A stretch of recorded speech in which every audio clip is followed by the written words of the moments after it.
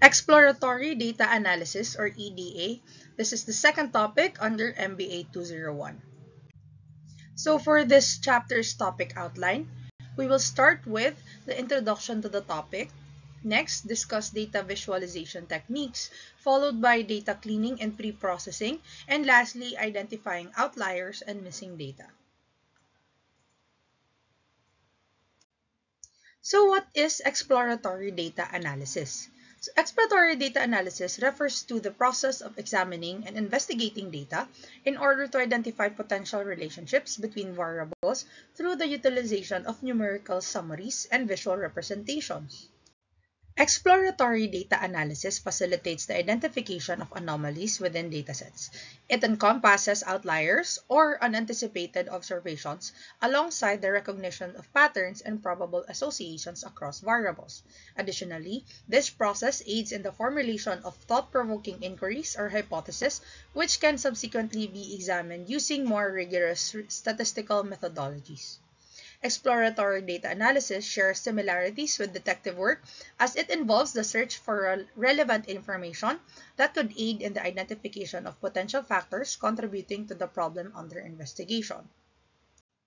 So now let's proceed to data visualization techniques. Data visualization refers to the act of creating visual representations such as graphs or charts in order to effectively communicate and present data. The visual representations primarily focus on providing descriptions, emphasizing the presentation of unprocessed data and basic summaries. Data visualization serves various processes in data analysis, including data cleansing, exploration of data structure, identification of outliers and atypical groups, detection of trends and clusters, recognition of local patterns, assessment of modeling outcomes, and presentation of findings. So this is an example of a data visualization technique. First, we have scatter plots. So a scatter plot is a form of data visualization that uses points to symbolize the values of two distinct variables, the x and y coordinates assigned to each point on the display function as a visual representation of the corresponding data. Various visual elements such as labels, markers, colors, transparency, size, and the creation of tiny multiples of scatter plots can be employed to encode supplementary information. Another data visualization technique is histograms. A histogram is a graphical depiction of data that employs bars of differing heights. In a histogram, each bar serves the purpose of dividing numerical data into distinct ranges. The range exhibits a greater influx of data, as evidenced by the increased height of the bars. A histogram visually represents the form and distribution of continuous sample data.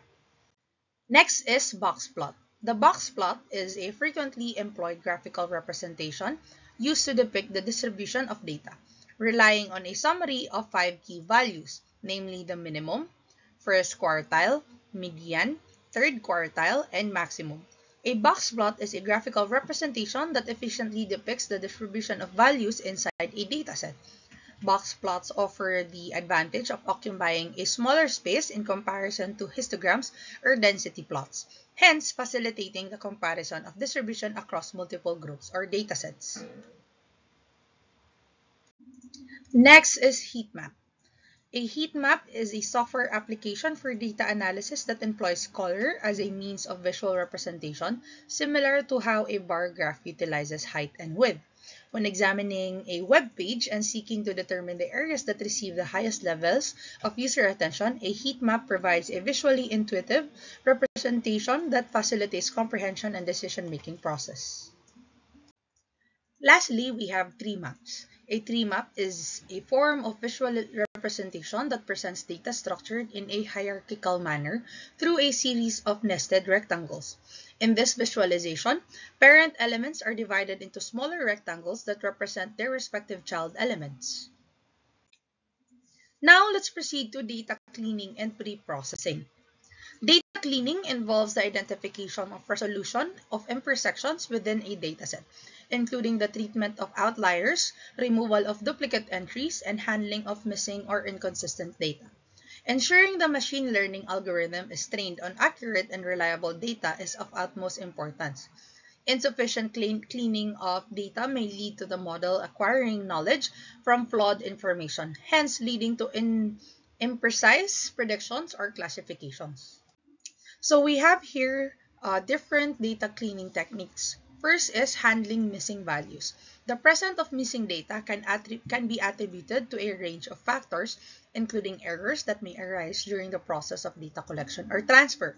So we have two, imputation and deletion. Imputation involves the replacement of missing values with substituted values. Next, deletion involves the removal of instances within a dataset that contains missing values. Next is removing duplicates. Duplicate entries may arise due to a variety of factors, including errors in data entry or the merging of data. The presence of duplicate entries has the potential to introduce data distortion and provide biased outcomes. The process of reducing duplicate entries from a dataset involves the identification of redundant records through the analysis of important properties, followed by their removal. Next is data type conversion. Occasionally, the data may be in an unsuitable format for a specific study or model. For example, it is possible for a number attribute to be stored or represented as a string data type. The procedure entails the transformation of data into a format that is amendable to efficient processing by machine learning algorithms. Lastly, we have outlier detection. Outliers are defined as data points that exhibit substantial deviation from the other observations. The occurrence of these phenomena can be attributed to either fluctuations in the data or inaccuracies in measurement. So, outlier algorithms are employed to locate and recognize anomalies within a given dataset.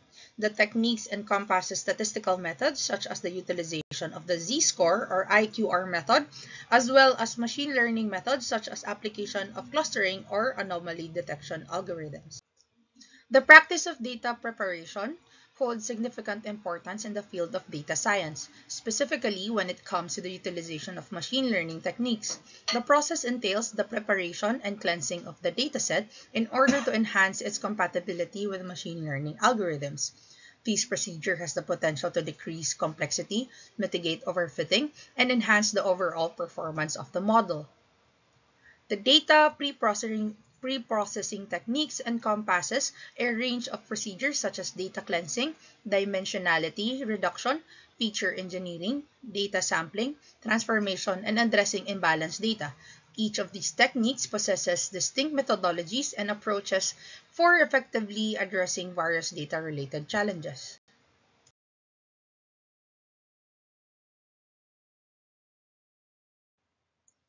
So next are the different data pre-processing techniques. First, we have data scaling. Data scaling is a widely employed technique in data analysis that aims to normalize the range of independent variables or characteristics within a dataset. The objective of this approach is to establish a standardized range for the features of the data in order to mitigate the potential dominance of any individual feature, particularly in the context of extensive datasets.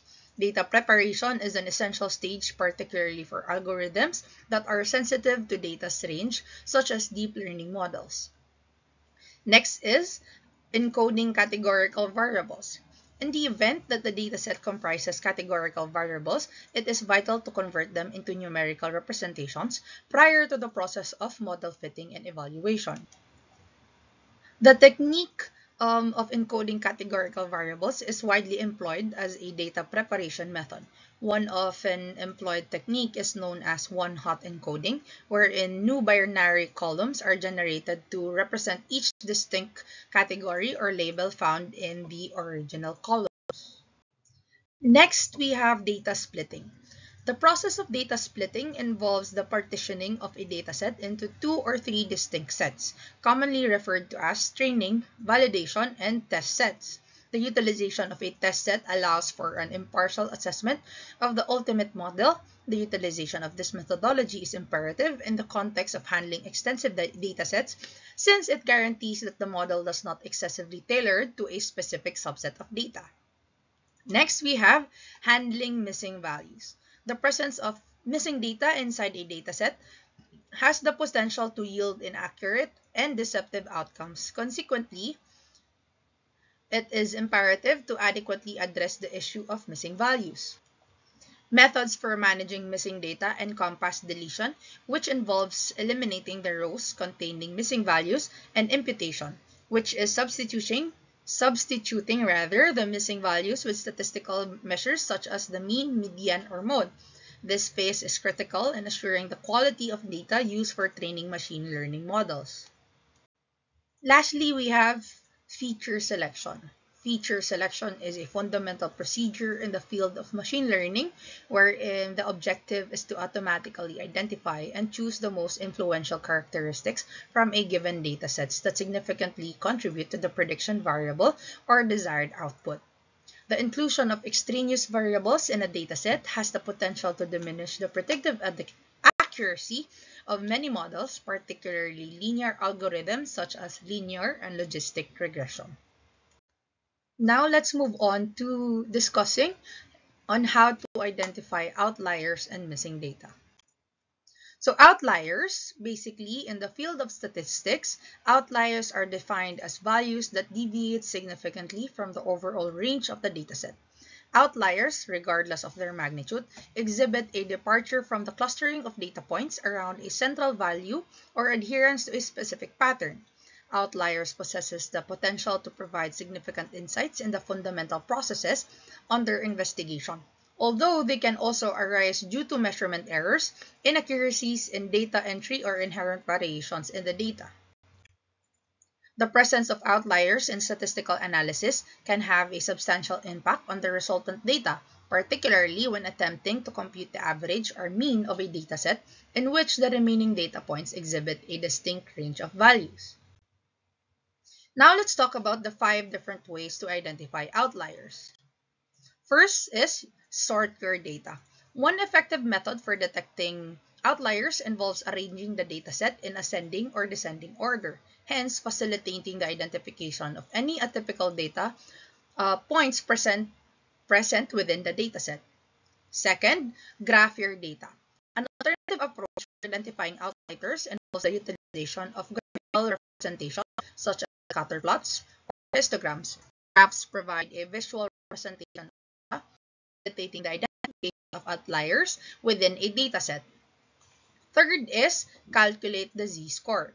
The z-score provides information about the distance between a data point and the mean of the dataset.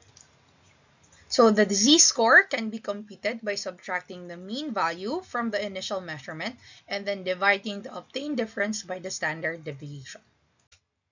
So another way to identify outliers is to calculate the interquartile range.